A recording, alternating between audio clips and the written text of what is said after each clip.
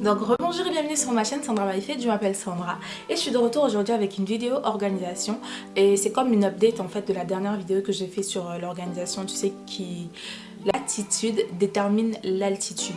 Donc aujourd'hui je viens te faire une update parce qu'il y a beaucoup de choses, enfin il y a des choses que j'ai rajoutées dans ma façon de m'organiser et j'ai pensé que c'était bon de le partager avec toi, surtout que comme tu le sais on arrive, enfin comme tu le vois très clairement, on arrive en fin d'année et c'est maintenant en fait qu'il faut commencer à se préparer, si tu ne l'as pas encore fait parce qu'il y en a qui l'ont déjà fait, mais qu'il faut commencer à se préparer pour l'année prochaine, d'accord? Il ne faut pas attendre la fin du mois ou attendre la fin de décembre, la fin du mois de décembre pour commencer à se fixer de nouveaux objectifs, parce que tu sais que comme je te disais, on marche en fonction des objectifs qu'on se fixe et si on veut être efficace, on doit vraiment être très bien organisé et se faire un suivi en fait des objectifs qu'on se fixe pour voir si on les a atteints ou pas et pour voir s'il y a des choses à améliorer ou pas. Donc c'est très important de s'organiser parce que je pense que tu le sais déjà, je suis une organization freak, je suis vraiment maniaque de l'organisation, donc je suis maniaque dans tous les domaines de ma vie.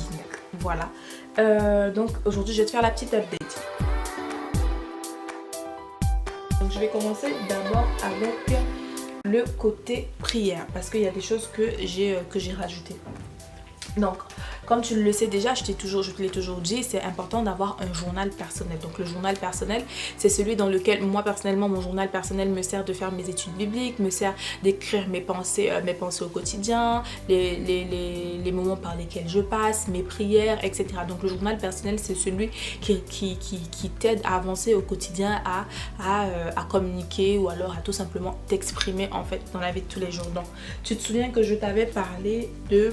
Je t'avais montré, je crois que c'était ça, c'est le dernier que j'ai utilisé. Et avant ça, j'avais ceux-là que j'avais acheté chez Primark. Je pense que je t'en avais déjà parlé aussi. Voilà, donc en fait moi comment je m'organise, parce que un cahier comme ça par exemple avril, mai, juin, ça me fait maximum 3 mois. Donc ce que je fais c'est que je date en fait, je mets les dates dessus pour pouvoir mieux me retrouver, parce que l'important, enfin ce n'est pas tout de juste écrire dedans, mais aussi moi je les garde parce que ce sont des cahiers que je compte garder toute ma vie, d'accord, pour pouvoir retracer en fait. Et ça c'est une habitude que j'ai commencé à avoir un peu avant de donner ma vie à Christ, parce que je me suis rendu compte qu'il y a vraiment quelque chose quelque chose comme si il y a quelque chose qui se relâche en fait quand tu écris, je sais pas, il y a quelque chose d'inexplicable dans l'écriture, d'accord. Donc et comme je te dis, ce sont des choses que je veux garder que je veux garder toute ma vie. Donc c'est important de commencer à s'organiser maintenant, d'accord, parce que ce sont des choses que je voudrais que mes enfants, que mes petits-enfants voient, etc. Même si ce sont des choses personnelles qui sont écrites dedans. Voilà, ce sont des choses qui me seront toujours utiles tout le long de ma vie. Donc j'ai décidé de commencer, enfin en tout cas de m'organiser de telle sorte à mettre les dates dessus. Donc comme tu peux le voir, il y a des dates et c'est classé, et dans mon carton aussi je les classe par date, d'accord, de telle sorte que je puisse facilement me retrouver quand je veux regarder quelque chose, d'accord. Donc c'est du plus ancien, du plus nouveau, du plus récent au plus ancien. Comme tu peux le voir là, il y a des petites étiquettes sur lesquelles je mets des dates, d'accord. Donc comme je te disais, un cahier comme ça me dure à peu près environ 3 mois, d'accord, sachant que ça fait 200 pages et que souvent je n'écris pas forcément tous les jours, d'accord. Donc comme tu peux le voir, cela, ça date de septembre à avril ici. Voilà, donc les petites étiquettes là, et il y en a 120 dedans et que j'ai acheté chez Emma pour je crois peut-être 1 euro ou 2 euros, je sais plus. Voilà, donc très important, je mets les étiquettes sur les cahiers et je les range du plus récent au plus vieux, d'accord. Donc en ce moment c'est celui-là que j'utilise, que j'ai acheté aussi chez Emma. Je pense que ça m'a coûté peut-être 2 euros, et les autres carnets aussi chez Primark je les avais eu pour 2 euros aussi. Donc super sympa, très important, ça coûte rien du tout, mais c'est vraiment tellement important pour retracer en fait notre marche au quotidien. Ensuite, ce que j'ai rajouté dans le côté prière, c'est le cahier de prière pour ma famille. Parce que moi, j'ai le cahier de prière donc mon journal, moi, il me sert de prière pour moi-même, de mes études bibliques et tout ça. Mais j'ai voulu séparer en fait les choses de manière à savoir exactement quand je veux quoi, où aller le chercher, tu vois ce que je veux dire. Donc ça j'ai rajouté comme cahier de prière, je l'ai pris exprès parce qu'il y a des cœurs, parce que c'est le carnet de prière pour ma famille. Donc j'ai divisé à l'intérieur en fonction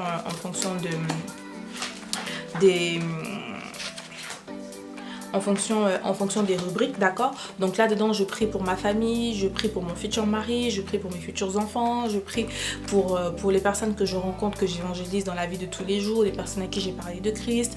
Voilà, donc j'ai vraiment fait ces séparations-là pour pouvoir, voilà. Et je l'ai pris assez conséquent quand même parce que de toute façon, tu vois, ça nous a été fourni avec des languettes. Voilà, avec des languettes, avec des onglets, voilà, voilà. Donc je trouve que c'est vraiment super important et aussi une fois de plus ça permet encore de retracer les prières, de voir qu'est-ce qui a été exaucé, etc. Ce sur quoi on a encore travaillé, etc. etc. Donc très très très très important le carnet de prières pour les autres. Ensuite, on va passer au côté planification, organisation de la vie de tous les jours. Comme tu le sais, je t'avais déjà parlé de mon planeur, donc je le mets à côté parce que j'ai la liste des vidéos que je dois filmer aujourd'hui. Donc le planeur, si tu veux, c'est comme un agenda de bureau, plutôt un organisateur de bureau parce que c'est pas vraiment agenda, un organisateur de bureau. Je reviens pas là-dessus parce que je t'en avais déjà parlé dans l'autre vidéo, donc je vais te mettre le lien pour que tu ailles regarder l'autre vidéo. Voilà, qui me sert à m'organiser tous les jours. Ensuite, j'ai acheté ça aussi, c'est nouveau. Donc ça, c'est le carnet des comptes, d'accord? Parce que comme je te dis, c'est très important qu'on soit organisé et qu'on soit organisé sur les plans.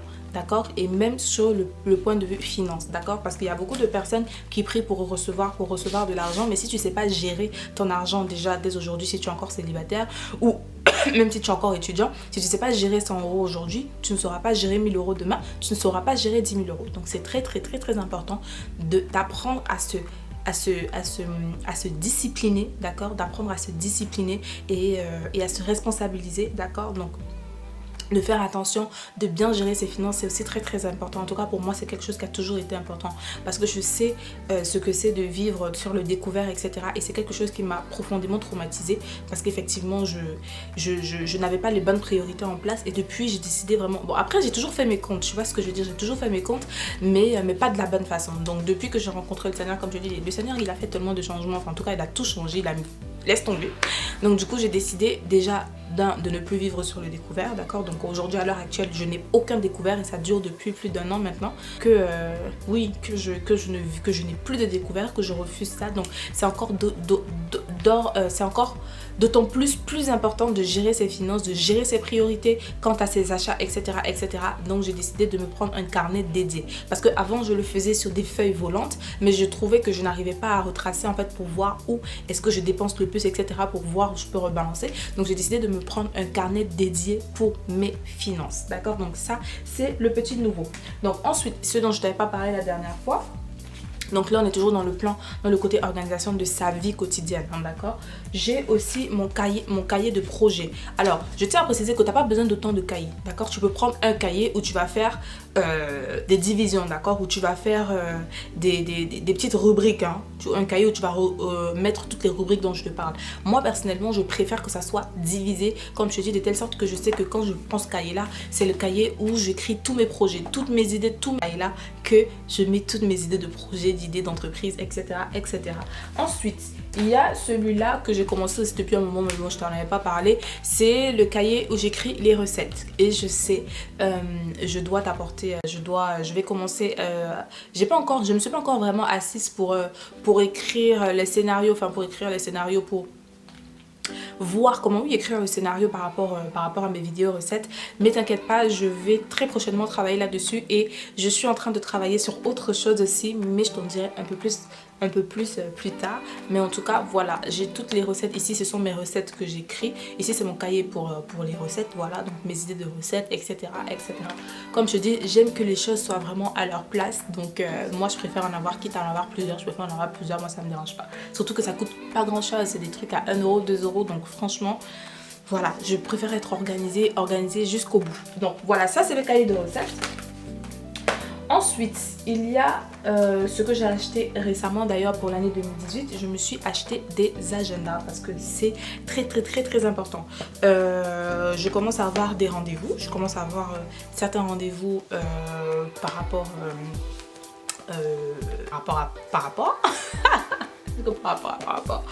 mais voilà, très important de noter ces rendez-vous. Maintenant c'est pas nécessairement l'agenda, c'est vrai que c'est quelque chose qui est plus apparenté à la vie professionnelle, mais Mais même si par exemple tu es encore étudiant ou même si tu es femme au foyer, etc.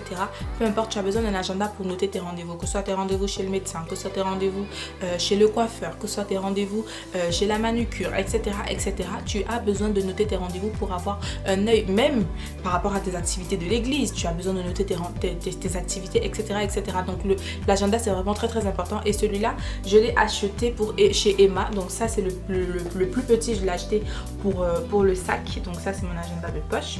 Je l'ai acheté pour pouvoir le glisser facilement dans mon sac. Et j'ai acheté celui-là.